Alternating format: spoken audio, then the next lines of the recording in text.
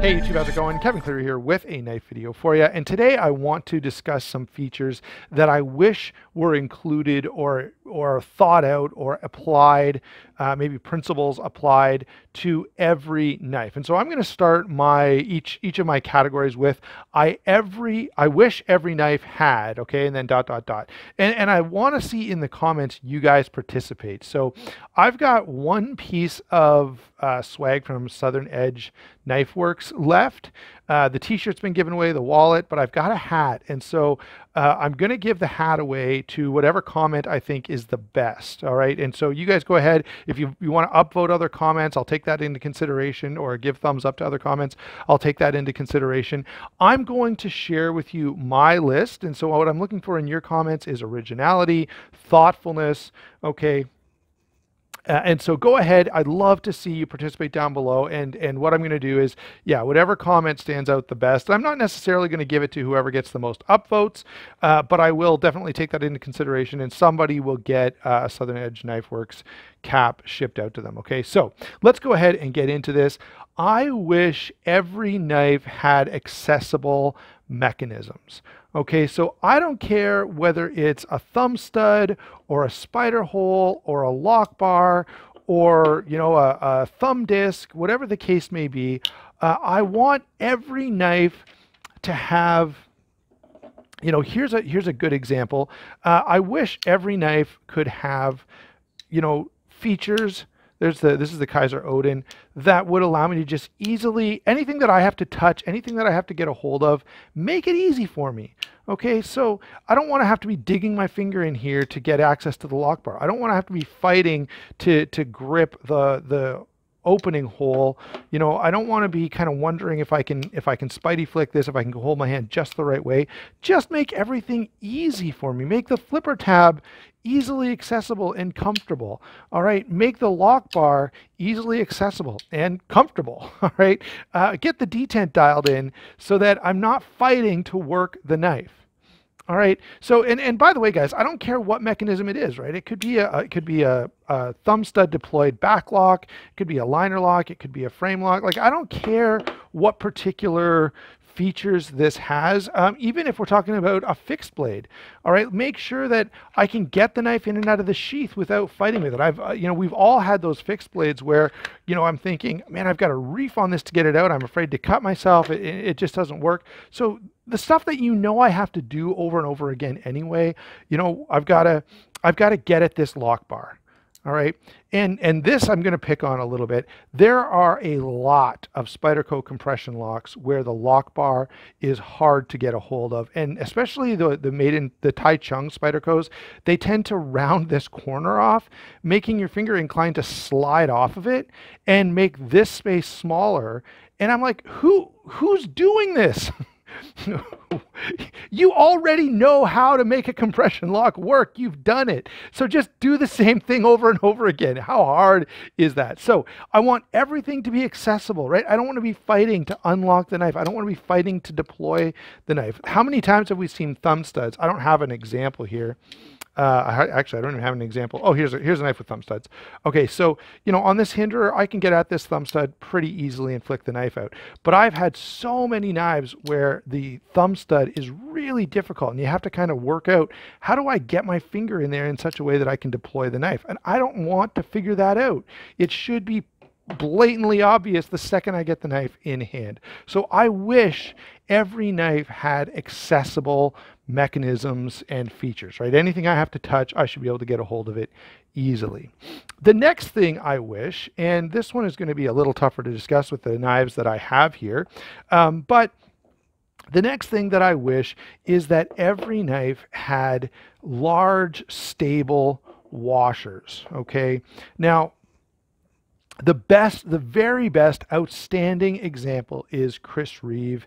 And Chris Reeve has been doing it for years on the 21, on the 25, now on the Nkosi, on the 31, right? They've got these great big washers that take up all this space around the pivot, and they make for an extremely stable surface and make it very difficult to get any kind of side-to-side play. It's a great, great idea, and everyone should do it. Okay, two knives that stand out to me in particular are the zero tolerance 0300.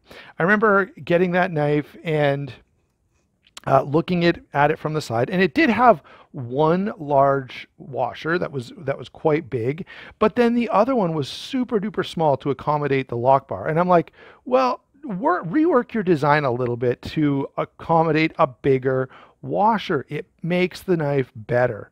Okay, the other one is the Spyderco Xiamen. The Spyderco Xiamen is like their hard use, heavy duty folder, and yet it's got these little teeny tiny washers that are, again, it should, the components should match what you're doing.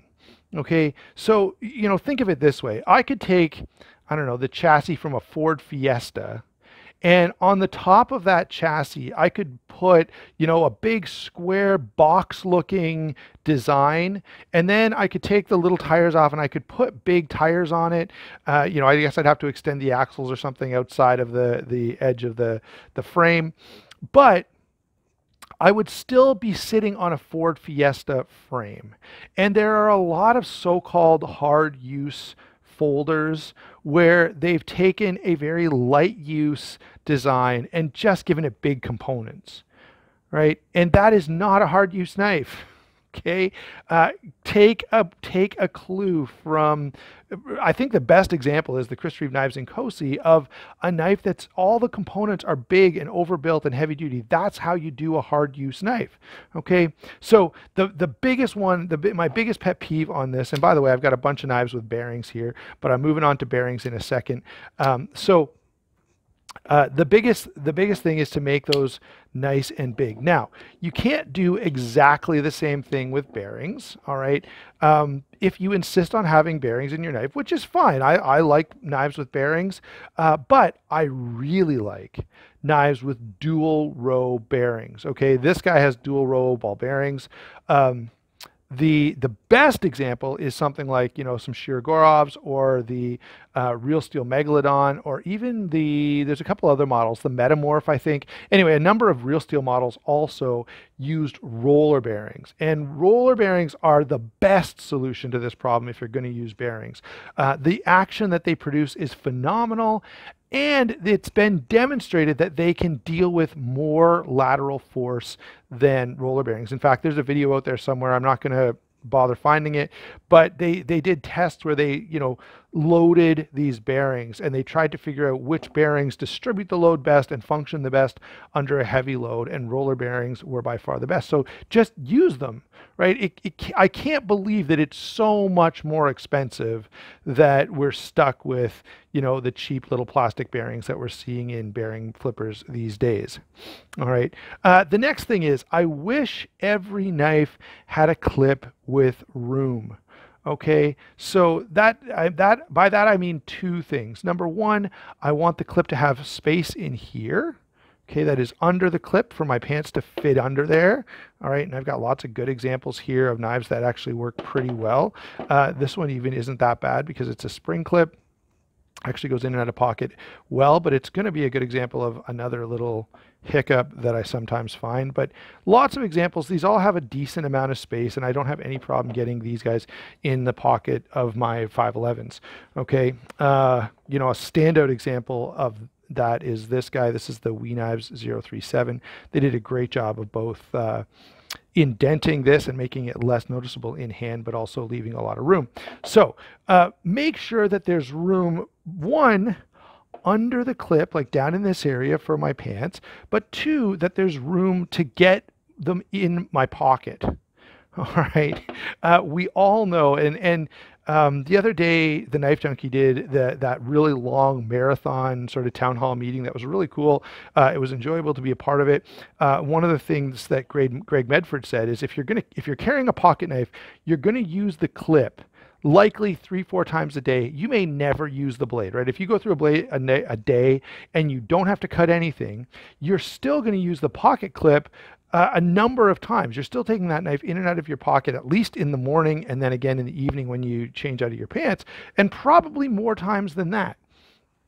All right, so make sure the clip is right. Now, one other related item that, again, I don't have a good example of here because I left it at home, but if you're doing a deep carry clip, right, and Civivi has been pretty good at this recently, but they, I think, might have even had some hiccups along those lines. But if you're doing a deep carry clip, make sure the screws inside the clip go down flush to the clip. So make sure there's sort of those flush fitting screws. That seems so obvious, and for some reason people don't do it. I don't understand it.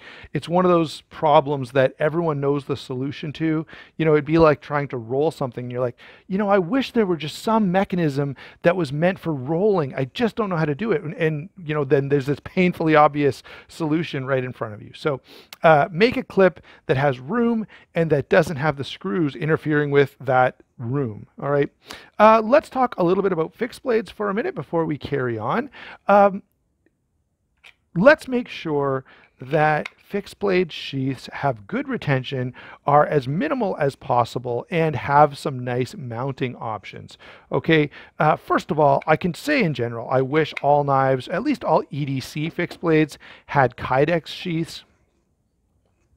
On an outdoor blade, it's a little bit different. You know, I'm not nearly as picky, especially like on larger knives. You know, they're not practical to carry around. They're not practical to leave on your belt for long periods of time anyway. But really, any knife that's meant to be on your belt for prolonged periods of time should give me enough options that I can be comfortable in whatever posture I have to be in. So if I've got to be sitting down, you know, maybe I'm going hunting, I'm going to sit in a hunting blind. Well, do I want a knife on my belt that doesn't allow me to do that, that's going to jam into my side or sit in an awkward way? No, I want to be comfortable. So design your sheath so that I have some mounting options. This is great, right? Because I can just clip this onto, I can use a belt if I want to, but I can also just clip this onto my waistband and I'm good to go. All right, that is ideal. This is okay. I don't, you guys, I've complained about this before. I don't like it when I have to take my belt on or off every single time that I want to move my knife on or off. I prefer, that's why the clip is so much better. So those are a couple of little sheath complaints, if you will. Moving on, I wish all knives, let's get these guys out of the way. Let's bring this in. And perhaps this guy. This is mostly a frame lock, liner lock complaint.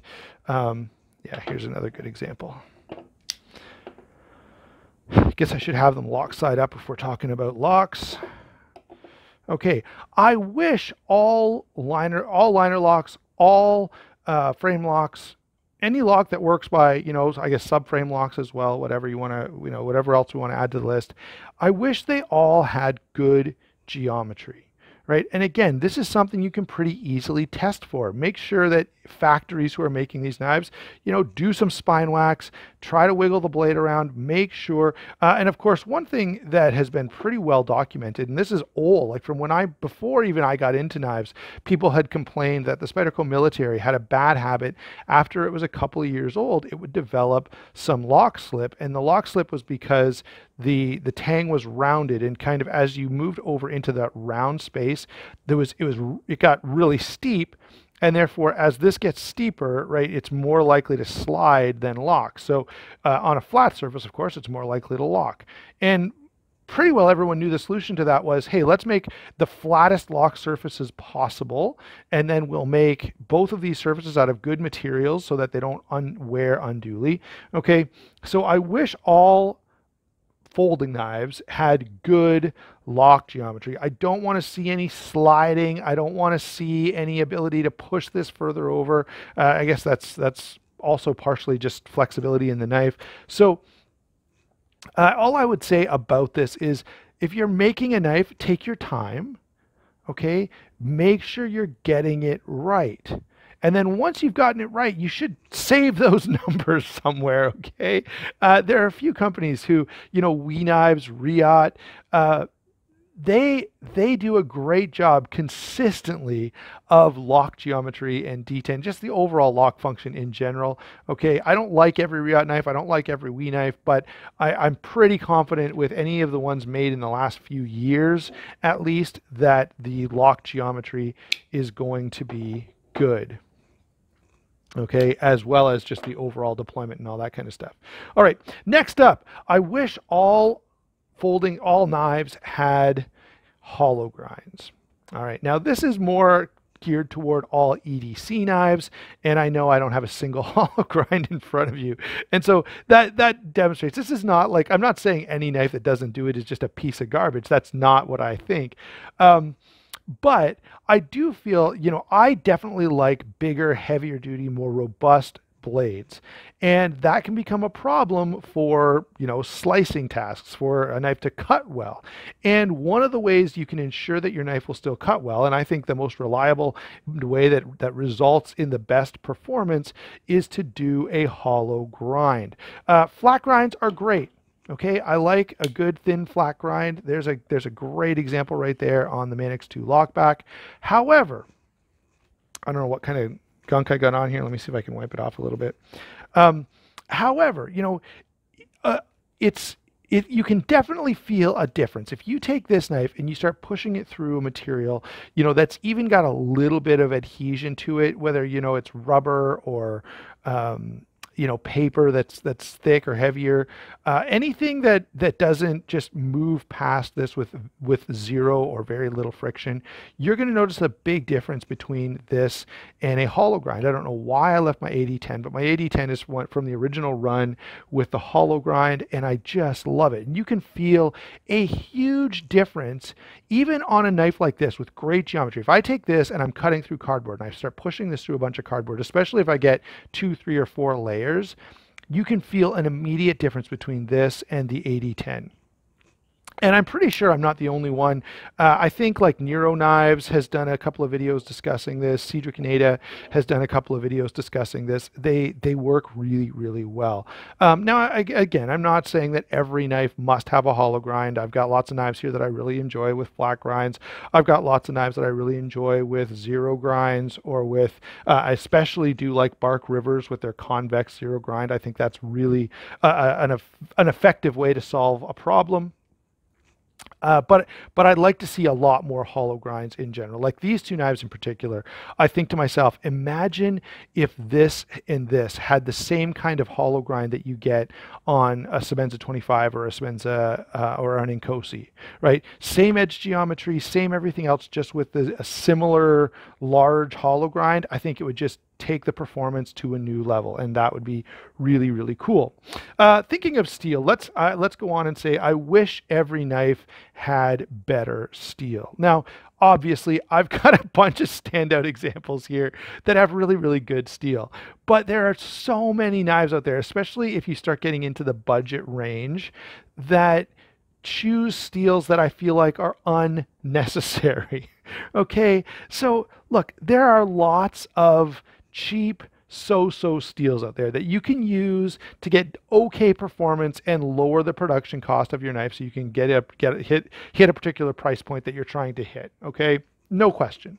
However, there are also lots of cheap, and I mean inexpensive, but really good steels that you could use on your budget knives. You can use 14C28, even 12C27 is better than some of the choices that people make.